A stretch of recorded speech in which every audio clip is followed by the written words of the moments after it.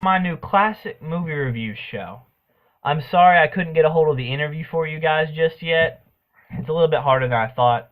So I thought I would take this time to review a classic movie, Legally Blonde, a Reese Witherspoon comedy that came out in 2001.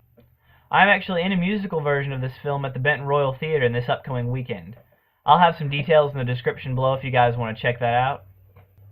Anyway, let's get right into it. This movie is a cute little comedy. The main character is Elle Woods, a college student at UCLA in California. She's blonde, she wears a lot of pink, and no one takes her seriously. She's the president of her sorority, she has a 4.0 in fashion merchandising, rich family, and a great boyfriend. Until the day comes that she believes he is going to propose to her, and he ends up breaking up with her. He's headed off to Harvard Law School, and he feels like he needs to be dating somebody who's serious, which she is just not. This almost destroys her, but she resolves to go to Harvard Law School and chase him down and win him back. Chaos ensues in a very funny fish-out-of-water scenario. It's really funny just to watch all these Harvard students and professors' reaction to this girl who came all the way out to Harvard Law School from California just to chase a man. This movie is well acted, it's a lot of fun, the comedy is really where it's at, but it does have some heart too. The worst thing I can say about this is it feels a little under the top. This movie is short at only an hour and 30 minutes, and I feel like there was a lot more, not necessarily comedy, there wasn't a whole lot more comedy to be done with this, but there was more heart there. There were more emotional places to go, more character relationships to develop. Emmett, a local law student who she slowly wins over. Paulette, the girl at the hair salon who serves as Elle's support when she's down.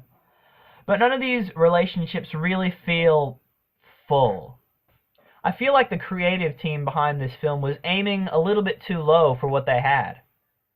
There were emotions to be tapped into, situations to be built, and just more fun to be had in general.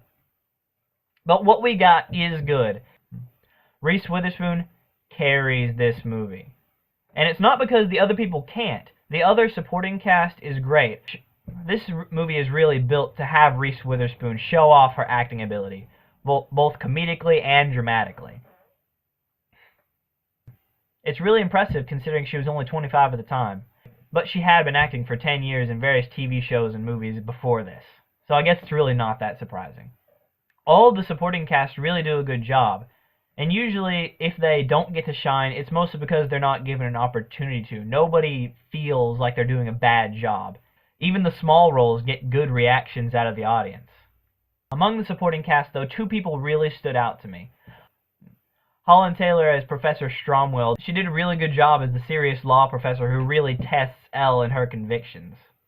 And she got more laughs than I thought she would.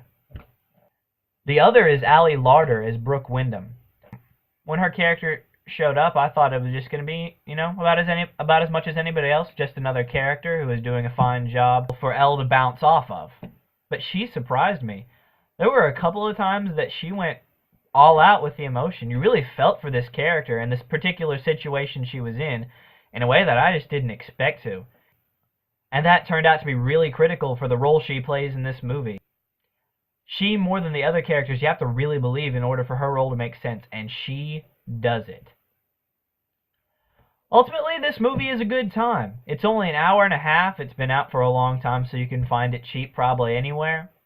Reese Witherspoon is great. The supporting cast does a great job. The worst thing about it is that there's not more of it. And I always love it when I can say that about a movie, that the only thing I didn't like about it is that I wanted more of it. It felt just a little bit undercooked, and I felt there was deeper places they could go, but just didn't, and that's fine. Ultimately, I'm giving this movie a 7 out of 10. Now, before you guys rage at me, understand that my ranking system works like this. A 5 out of 10 is okay. There was nothing bad, but nothing really that great. It was just meh. So if I give a movie anything above a 5, it means I recommend you seeing it if you can. This movie is a fun, good time, a feel-good movie that's packed with girl power. It'd be great for any group of adult friends to get together and have a laugh, maybe over dinner. So with that, thank you guys for joining me, and have a happy new year. Peace out.